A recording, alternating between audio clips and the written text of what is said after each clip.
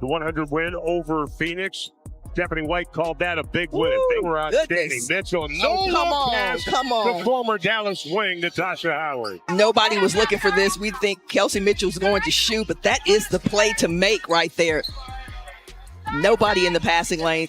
And I asked Kelsey in regards to, or about this, but Erin, just the impact that she's had for you all this season. What do you like most about what you've seen from her thus far? No, number one, her energy. I mean, she is, she's an energy giver. She's fast. Her speed changes the game for us. Her ability to get the ball from one end to the other quickly. Her ability to get into players defensively. She changes the game for us in that way.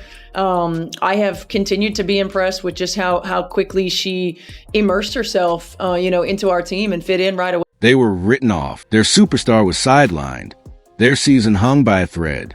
But in one explosive night, the Indiana Fever didn't just survive. They rewrote history for franchise records shattered, 2 unknown heroes unleashed, and a message sent to the entire WNBA. This team is more than Caitlin Clark. This is a story of a locker room reborn and a championship dream catching fire. If you believe in underdog stories, smash that like button now. This is one you won't forget. Fever dog! Bow, bow, bow. Dub in the chat. A W. Ha.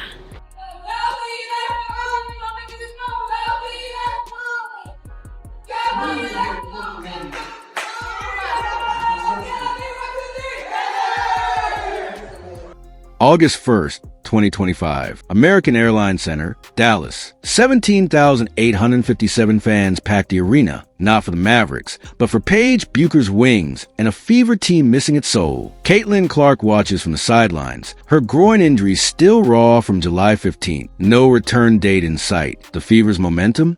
Hanging by a thread. Just weeks ago, they clawed a .500. Now, without Clark, analysts predicted collapse. Wins in a row, a season high. Just how have you been able to find that rhythm over this stretch?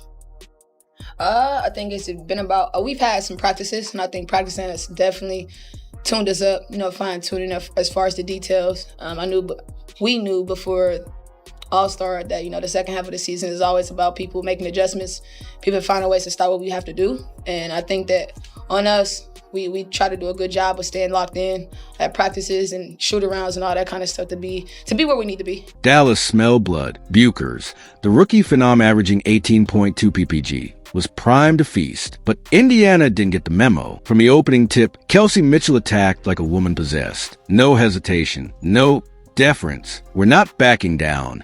Her 9 first-quarter points screamed. This wasn't desperation ball. This was a declaration. We got our own fire. Here's where the script flipped. 14 20-point games this season.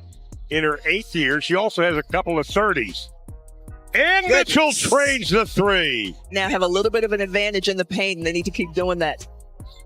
That time, Dejanay went for the steal, and Mitchell kept it away from her. Would not have taken that call so gently, shall we say. But Kalani Brown was her buffer last year. Is Mitchell all the way to the hole? So you stick together, communicate on defense. This is a high-octane offensive team. Beautiful pass. Mitchell was so sure of that. After she passed it, she started running down the other. Enter Ari McDonald, and signed in June, now running the Fever's offense like a seasoned general. Signed June 25th on a rest-of-season deal after a hardship contract. She was supposed to be depth. Instead, she became the engine.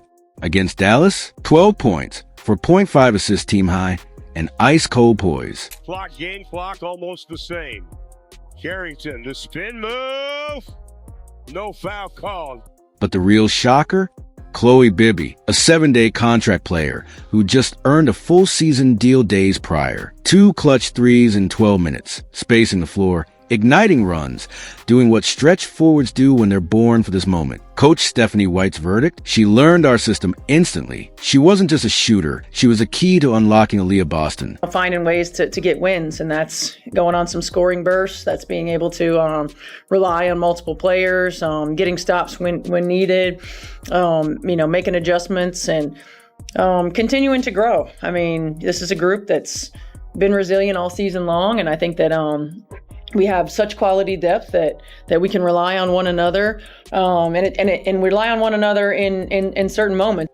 Why this matters: these weren't role players. They were system savers. McDonald's speed forced defenses into chaos. Bibby's shooting dragged defenders outside the paint. And together, they filled the void Clark left, not by replacing her, but by reimagining the Fever's identity. Stick to your defensive principles. This is an Indiana team that has very nimble on the offensive end. McDonald from the outside rattles another three. That's her third of The 4 historic records broken. The duo and 0-1 saw coming. Aaliyah Boston and Natasha Howard didn't just put up numbers. They redefined front court dominance. Howard's 16 rebounds weren't just a career high. They completely suffocated Dallas' transition game, holding the Wings to just 6 fast break points all night. Meanwhile, Boston's 5th straight double-double came while shooting 75% from the field, a terrifying efficiency that forced triple teams. But the real magic? Their defensive synergy. Those combined 5 steals weren't random gambles. They were calculated traps in the high post that derailed Dallas' entire offensive scheme. She should have looked up and said, "Oh, aren't you an all-star?" Pass. And Cunningham completes it. That's what Indiana does better than anybody in the WNBA. When 2 players achieve 10-plus points, 10-plus rebounds, 5-plus assists, and 2-plus steals simultaneously, that's not basketball. It's tactical warfare. Mitchell's scoring mastery. Kelsey Mitchell's 23 points cemented her as the league's most dangerous closer post-All-Star break. But here's what box scores miss. 17 of those points came when Dallas cut the lead to single digits, a killer instinct that broke the Wings' spirit. Her 14 20-point game this season wasn't just volume shooting. It was surgical precision against double teams designed to stop her. I'd say Boston, the rebound to Mitchell. McDonald splits the D. Bibby, this is where she's good. She can extend the defense, and she's done it.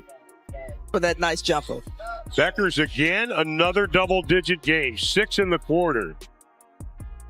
Here's Bibby, launches, buries the 3. Bibby, don't do him like that. While others fade in the 4th quarter, Mitchell's scoring average actually jumps to 9.2 ppg in final frames. That's not talent, it's cold-blooded execution when games hang in the balance. Bibby's instant legend status. Chloe Bibby's record-setting threes were more than makes. They were system-altering missiles. Each swish from the corner forced Paige Bueckers to abandon the paint, creating runway space for Boston's 8 second-chance points. And that first Fever player with multiple threes in first 3 games stat, it reveals a terrifying pattern. Bibby shoots 48% from deep when defenders close out late.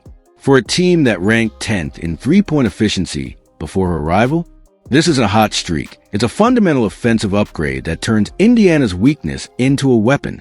You signed Chloe Bibby to a rest of season contract today. Just what impressed you about her on that 7-day and those 2 games she played in? Well, number one, just the way that she fit in right away. She gives us a different look from that forward position with her ability to stretch the floor. And particularly in 2 games where we really needed to create space for AB to go to work inside, she was able to do that for us. She came in and she learned the system right away. It just was such an easy transition, and she's produced. McDonald's historic pace. Ari McDonald joining Clark and Catchings in the 150-50 club isn't just impressive. It's revolutionary for how she got there.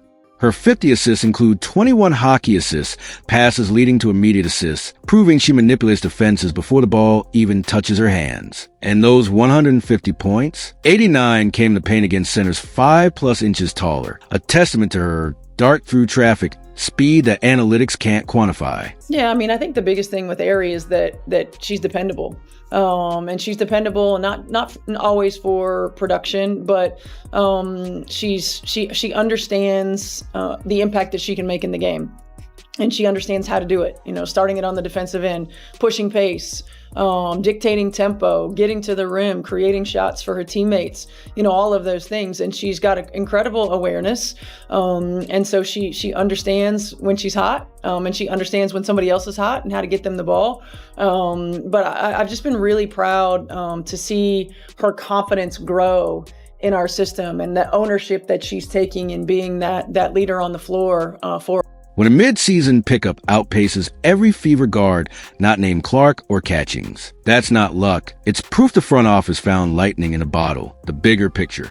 These records converge to expose Indiana's evolution. Howard/Boston's dual-threat versatility allows switch-everything defense. Mitchell's late-game gravity creates open looks for snipers like Bibby. McDonald's paint pressure forces help rotations that free perimeter shooters. It's a self-sustaining ecosystem where each record fuels the next, and with Clark returning, this mechanical precision just added nuclear power. Watch the attention Boston gets. Opens up a lot for the guards. Here's Boston. Bueckers had nothing she could do. No rebound, Howard. That's rebound number 9 to go along with her 9 points. Beautiful dish inside to Boston. What we'll do is share the basketball here. Just a little dump down to Boston.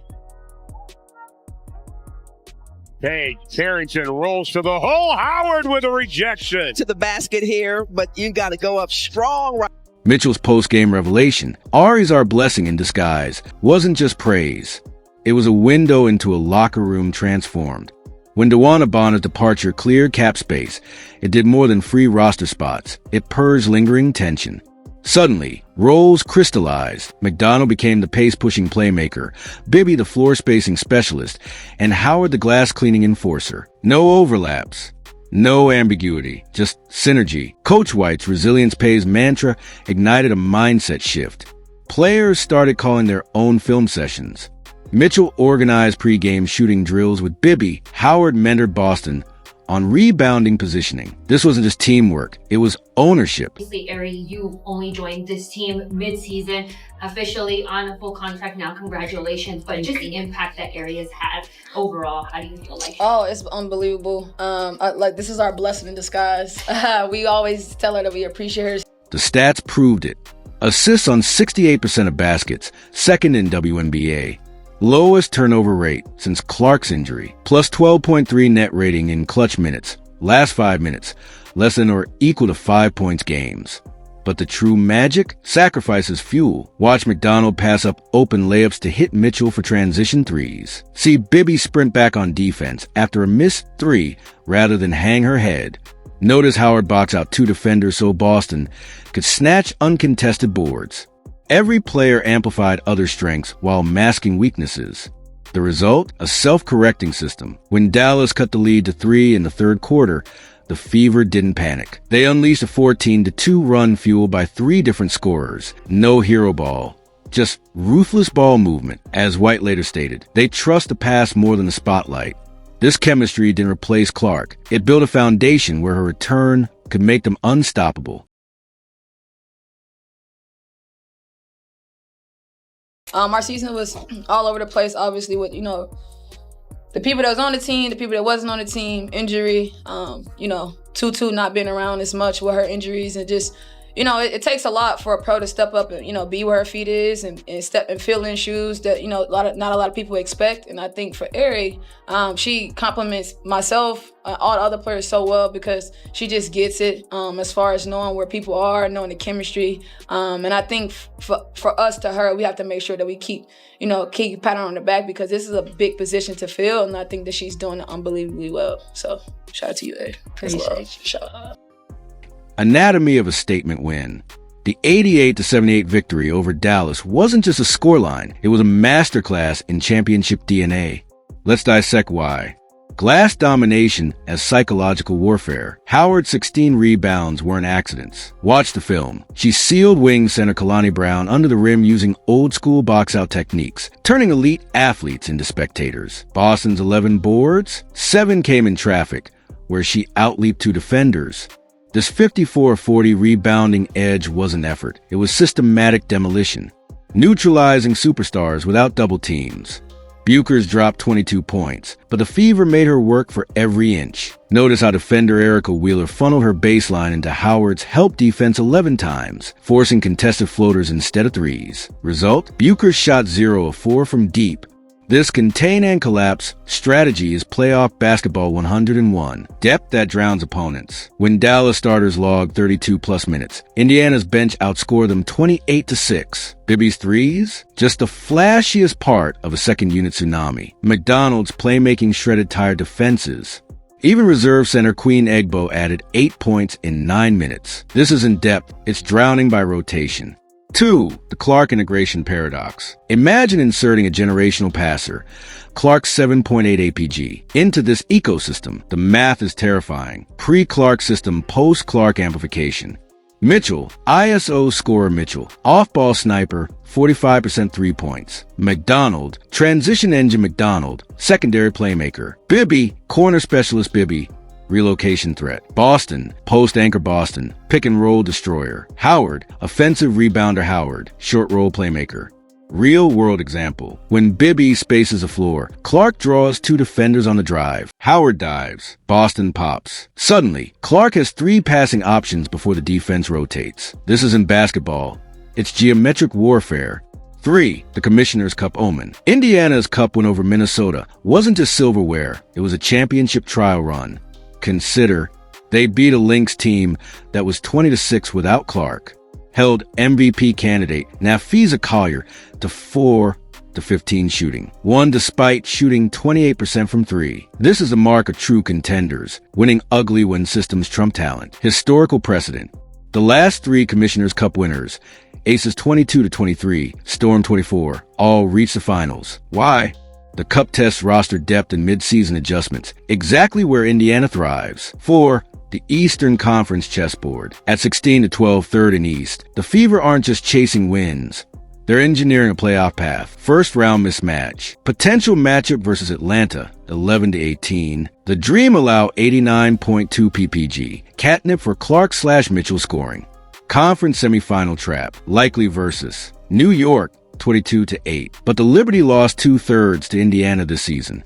Why? Boston owns MVP Breanna Stewart in the post, -12 net rating. Eastern Finals Crucible. Probable showdown with number 1 seed Connecticut, 25-5. Here's the secret. Sun star Alyssa Thomas shoots 42% against length. Enter Howard, who held Thomas to May 18th in their last meeting. The Western Gauntlet, and why it favors Indiana. The West Murderers Row, Aces Storm Mercury, all share a fatal flaw. They rely on isolation scoring. Indiana's switch-everything defense turns isolations into turnovers. Aces Jackie Young averages 4.2 TOVs versus blitz schemes. Storm's Jewel Lloyd shoots 31% when guarded by Mitchell. Mercury's Brittany Griner has -6.7 net rating versus small ball lineups. Bibby at center. 6. The X factor no one sees. It's not Clark or Mitchell. It's Coach Stephanie White's adjustment velocity. After losses, the Fever win next game by average 14.2 points. Her ATO after timeout plays score 1.28 PPP. #1 in WNBA. She's outcoached Becky Hammond and Cheryl Reeve this season. Example, when Dallas cut the lead to 3 in the third, White subbed in Bibby. Result? Back-to-back threes in 54 seconds. That's not reaction, it's preemption. 7, the verdict this Fever team has. White heavy checkmark elite top-end talent, Clark, Mitchell, Boston. White heavy checkmark championship grade depth. 7 players averaging 7+ PPG. White heavy checkmark tactical flexibility, can play fast or grind. White heavy checkmark proven big game poise. Cup win, 8-3 versus top 4 teams. With Clark's return, they project as a 65-win pace team, a tier only the 22 Aces and 24 Storm have reached. The blueprint is clear. Dominate the glass. Leverage depth. Unleash Clark in space. The finals aren't a dream. They're the next logical step. 3 months ago, this seemed impossible. For games above .500 for the first time since 2015. For records shattered in 40 minutes. All without their franchise player. But the Indiana Fever didn't just break records, they broke narratives. They proved championships aren't won by one superstar, but by teams that turn adversity into identity. With Clark's return imminent, the WNBA's sleeping giant isn't just awake, it's roaring. If you've got Fever faith, hit like, subscribe, and turn on notifications. The playoffs are coming and history's being written now.